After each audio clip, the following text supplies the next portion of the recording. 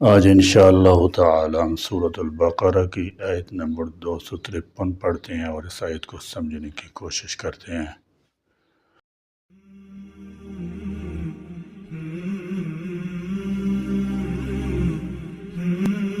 اعوذ باللہ من الشیطان الرجیم، بسم اللہ الرحمن الرحیم۔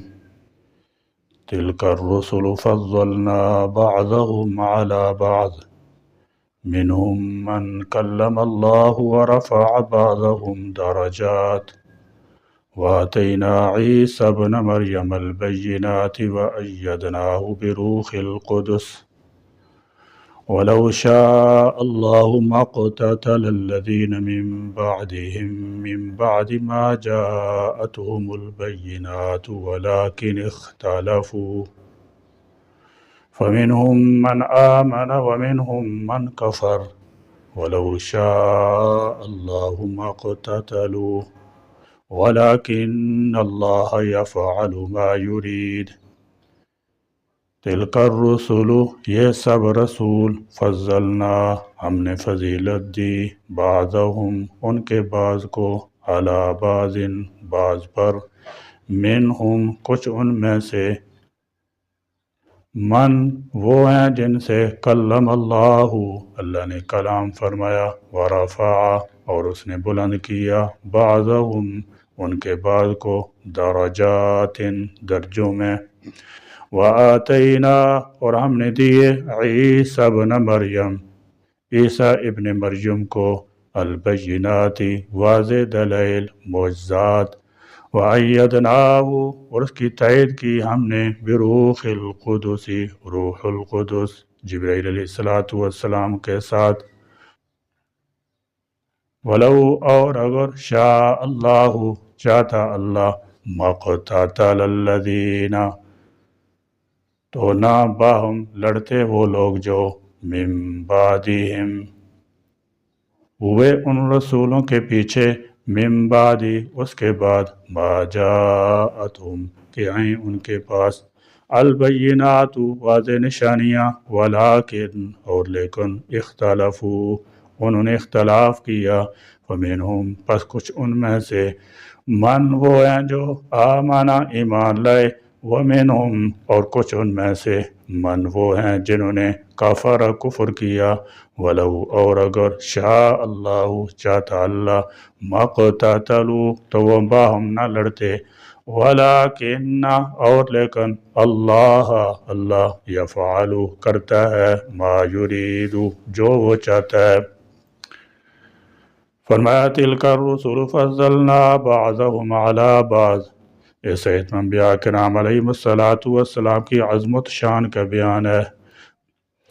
انبیاء رسول علیہم السلام کی سب سے بڑی فضیلت تو یہی ہے کہ اللہ تعالیٰ نے نبوت، رسالت عطا فرمائی، اس لحاظ سے ان میں کوئی فرق نہیں، اور یہی وہ چیز ہے جس کے متعلق رسول اللہ صلی اللہ تعالی علیہ وسلم نے فرمایا کہ مجھے کسی پیغمبر پر فضیلت نہ دو، اور یاد رہے کہ نبی ہونے میں تو تمام انبیاء کرام علیہم السلام برابر ہیں، اور قرآن میں جہاں یہ آتا ہے کہ ہم ان میں کوئی فرق نہیں کرتے، اس سے یہی مراد ہوتا ہے کہ اصل نبوت میں ان کے درمیان کوئی فرق نہیں، البتہ ان کے مراتب جداگانہ ہیں، خصائص و کمالات میں فرق ہے، ان کے درجات مختلف ہیں، بعض سے اعلیٰ ہیں، ہمارے آقا صلی اللہ تعالی علیہ وسلم سب سے اعلیٰ ہیں۔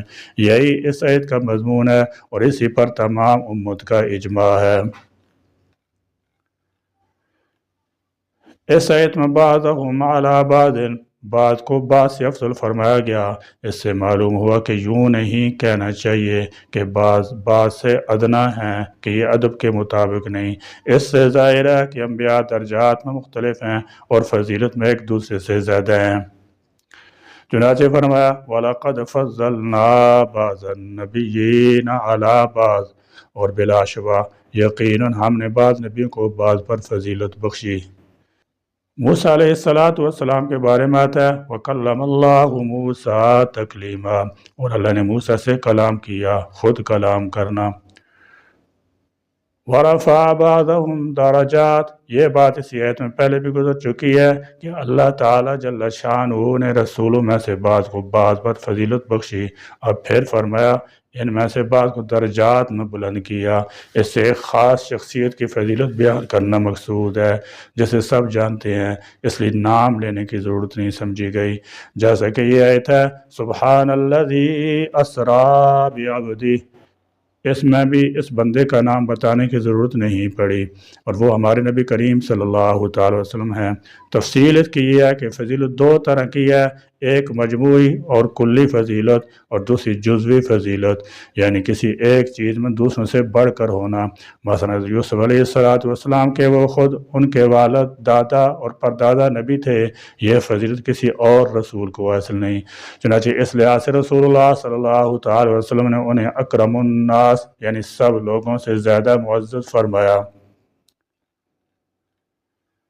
حضرت آدم علیہ السلام کو اللہ تعالیٰ نے 60 ہاتھ قد عطا کیا اور انہیں اپنے ہاتھ سے پیدا فرمایا۔ یہ آدم علیہ السلام کی جزوی فضیلت ہے۔ کلی اور مجموعی طور پر ہمارے رسول صلی اللہ تعالی وسلم تمام انبیاء علیہ السلام سے افضل ہیں۔ یہی صحیح عقیدہ ہے اور اس پر امت کا اجماع ہے۔ خود آپ صلی اللہ تعالی علیہ وسلم نے فرمایا انا سید ولد آدم یوم القیامت ولا فخر، میں آدم علیہ السلام کی اولاد کا قیامت کے دن سردار ہوں گا اور کوئی فخر نہیں۔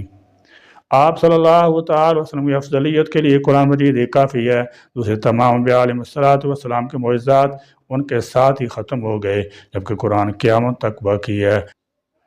مفسرین بالخصوص رازی نے آپ صلی اللہ تعالی وسلم کی افضلیت کو دلائل سے ثابت کی ہے اور اس سلسلے میں شبہات کے جواب دیے ہیں، اور حضرت ابو ہریرہ رضی اللہ تعالی عنہ بیان کرتے ہیں کہ آپ صلی اللہ تعالی وسلم نے فرمایا لا تفضلوا بین انبیاء اللہ کے انبیاء کو ایک دوسرے پر فضیلت مت دو۔ علماء نے اس کے متعدد جواب دیے ہیں، جن میں سے واضح ترین جواب دو ہیں۔ ایک یہ کہ آپ صلی اللہ تعالی وسلم کی مراد ہے کہ میری فضیلت ایسے انداز سے بیان نہ کرو جیسے دوسرے انبیاء کی کثرت شان کا پہلو نکلتا ہو، کیونکہ آپ صلی اللہ تعالی وسلم نے یہ الفاظ مسلمان یہودی کے جھگڑے کے موقع پر فرمائے تھے۔ دوسرا جواب یہ ہے کہ کسی نبی کو ایک ایک چیز میں دوسرے انبیاء علیہ السلام افضل نہ بتاؤ، کیونکہ جزوی فضیلت کسی بھی نبی کی ہو سکتی ہے۔ امام شوکانی رحمۃ اللہ علیہ لکھتے ہیں اس آیت سے صاف ثابت ہوتا ہے کہ بعض انبیاء کو بعض پر فضیلت حاصل ہے، لیکن حدیث میں فضیلت دینے سے جو منع فرمایا اس سے مراد مقابلہ کی صورت میں ہے یا جزوی فضیلت مراد ہے، لہذا کتاب و سنت میں کوئی تعارض نہیں۔ بہرحال جب انبیاء کرام علیہ السلام کے بامی فضائل بیان کیے جائیں تو صرف وہ فضائل بیان کریں جو قرآن مجید، احادیث مبارکہ یا اولیاء محقق علماء سے ثابت ہوں۔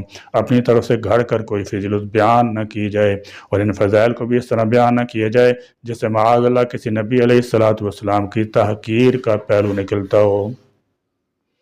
اس آیت میں جملہ انبیاء کرام علیہ السلام میں سے بطور خاص 3 انبیاء کرام علیہ السلام کا ذکر فرمایا گیا۔ ایک حضرت موسیٰ علیہ السلام ہے جن سے اللہ تعالیٰ نے کوئی طور پر بلا واسطہ کلام فرمایا، جبکہ یہی شرف سید الانبیاء صلی اللہ تعالی علیہ وسلم کو معراج میں حاصل ہوا۔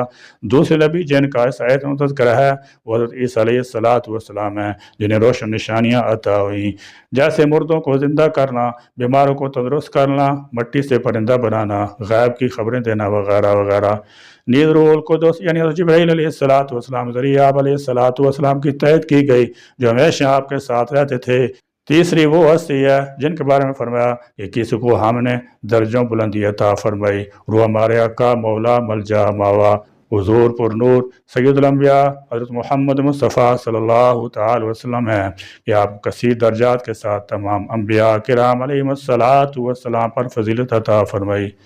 اس عقیدے پر تمام امت کا اجماع ہے اور یہ عقیدہ بکثرت احادیث سے ثابت ہے۔ اس آیت میں حضور اقدس صلی اللہ تعالی وسلم کی اس رفعت مرتبہ کا بیان ہوا فرمایا گیا اور نام مبارک کی تصریح نہ کی گئی۔ اس سے بھی حضور اقدس صلی اللہ تعالی وسلم کی بلندی شان کے اظہار مقصود ہے کہ ذات والا کی یہ شان ہے کہ جب تمام انبیاء کرام علیہ السلام پر فضیلت کا بیان کیا جائے تو سوائے ذات اقدس کے یہ وصف کسی پر صادق ہی نہ آئے اور کسی اور طرف گمان ہی نہ جائے۔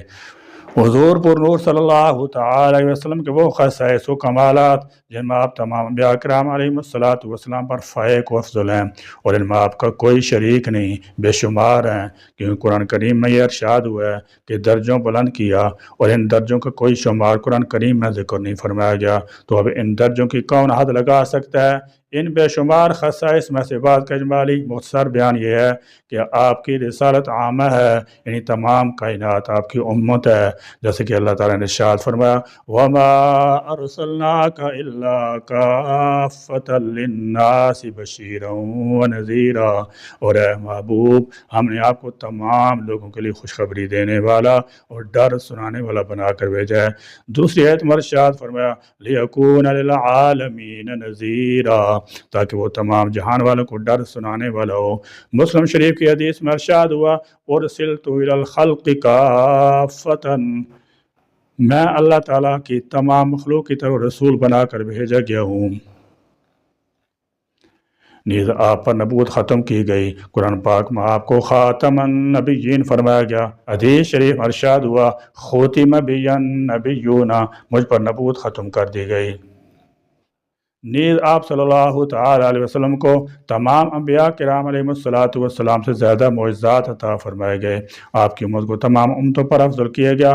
حوض کوثر، مقام محمود، شفاعت کبریٰ آپ کو عطا ہوئی۔ شب معراج خاص قرب الہی آپ کو ملا۔ علمی عملی کمالات میں آپ کو سب سے اعلیٰ کیا، اور اس کے علاوہ آپ کو شب معراج خاص قرب الہی آپ کو ملا۔ علمی عملی کمالات میں آپ صلی اللہ تعالی وسلم کو سب سے اعلیٰ کیا، اور اس کے علاوہ بے انتہا خصائص آپ کو عطا ہوئے۔ وَلَوْ شَاءَ اللَّهُ مَا اقْتَتَلَ الَّذِينَ مِن بَعْدِ مَا جَاءَتْهُمُ الْبَيِّنَاتُ، تو نبی کے بعد آنے والے لوگ واضح نشانیاں آ جانے کے بعد نہ لڑتے، یعنی اگر مشیت الہی چاہتی تو سب لوگوں کو ہدایت دے دیتی اور وہ ایک دوسرے سے لڑائی جھگڑا نہ کرتے۔ دوسری جگہ فرمایا وَلَوْ شَاءَ لَهَدَاكُمْ أَجْمَعِينَ، اور اگر اللہ چاہتا تو سب لوگوں کو ہدایت دے دیتا۔ وَلَا يَزَالُونَ مُخْتَلِفِينَ، مگر لوگ اختلاف کرتے رہے ہیں۔ اللہ تعالیٰ نے انہیں کسی کام پر مجبور نہیں کیا، بلکہ خیر و شر کے دونوں راستے دکھا کر انسان کو اپنے ارادے کے مطابق عمل کرنے کا اختیار دے دیا۔ فَمَنْ شَاءَ فَلْيُؤْمِنْ وَمَنْ شَاءَ فَلْيَكْفُرْ، جو چاہے ایمان لائے، جو چاہے کفر کرے۔ اللہ تعالیٰ نے کسی کے ارادے کو سلب نہیں کیا۔ اگر ایسا ہوتا تو انسان کی فضیلت باقی نہ رہتی، اس کا امتحان نہ ہو پاتا، اور وہ بے جان چیزوں کی طرح مجبور محض قرار پاتا۔ چنانچہ ان لوگوں نے نیکی کا راستہ اختیار کرنے کی بجائے وَلَٰكِنِ اخْتَلَفُوا، انہوں نے اختلاف کیا، جس کا نتیجہ یہ ہوا فَمِنْهُمْ مَنْ آمَنَ وَمِنْهُمْ مَنْ كَفَرَ، کہ ان میں کچھ لوگ ایمان لے آئے اور کچھ دوسرے نے انکار کر دیا اور کفر کا راستہ اختیار کیا۔ جب اختلاف پیدا ہوگا تو پھر لڑائی بھی ہوگی۔ اہل ایمان کفار ایک جگہ اکٹھے نہیں ہو سکتے، ان میں سے ہر گروہ اپنا پروگرام نافذ کرنا چاہے گا، لہذا ان کے درمیان ضرور ٹکر ہوگی۔ یہی جہاد ہے جو علیہ السلام پر فرض کیا گیا، کیونکہ جہاد کے بغیر فتنہ و فساد کا قلع و کما نہیں ہو سکتا۔ فرمایا وَلَوْ شَاءَ اللَّهُ مَا اقْتَتَلُوا، اگر اللہ چاہتا تو یہ لوگ آپس میں نہ لڑتے، سب ایک ہی راستے پر ہوتے اور ان میں کوئی اختلاف رونما نہ ہوتا۔ مگر حقیقت یہ ہے کہ اللہ تعالیٰ نے انسان کو عقل و قوت عطا کی ہے، اسے اشرف المخلوقات بنایا ہے، اور پھر اسے اختیار دیا ہے کہ وہ اپنے ارادے سے جون سا راستہ چاہے اختیار کرے۔ اگر صحیح راستہ اختیار کرے گا تو اللہ تعالیٰ راضی ہو جائے گا، اور اللہ تعالیٰ ایمان پر راضی ہوتا ہے، کفر پر راضی نہیں ہوتا۔ اہل ایمان کو نجات دے گا اور ان کو فلاح حاصل ہوگی۔ فرمایا گیا اللہ تعالیٰ کی قدرت میں ہے کہ وہ چاہتا تو یہ لوگ اختلاف کا شکار نہ ہوتے۔ وَلَٰكِنَّ اللَّهَ يَفْعَلُ مَا يُرِيدُ، مگر اللہ تعالیٰ وہ کچھ کرتا ہے جو اس کا اپنا ارادہ ہوتا ہے۔ اللہ تعالیٰ انسان کا امتحان لینا چاہتا ہے اور اپنے بندوں کو آزما کر اس کے مطابق جزا یا سزا دے گا۔ اس کا منشا یہ ہے کہ لوگ ایمان کا راستہ اختیار کریں، اور جو لوگ کفر کے راستے پر چل نکلیں ان کے شر و فساد کو مٹانے کے لیے ایمان والے جہاد کریں، تاکہ اسلام کو غلبہ حاصل ہو اور اللہ کا دین اختیار کرنے میں کوئی رکاوٹ باقی نہ رہے۔ اللہ تعالیٰ میں قرآن کی روشنی میں اپنی زندگیوں کو سنوارنے اور اس کی ہدایات پر عمل کرنے کی توفیق عطا فرمائے۔ آمین۔ وآخر دعوانا الحمد للہ رب العالمین۔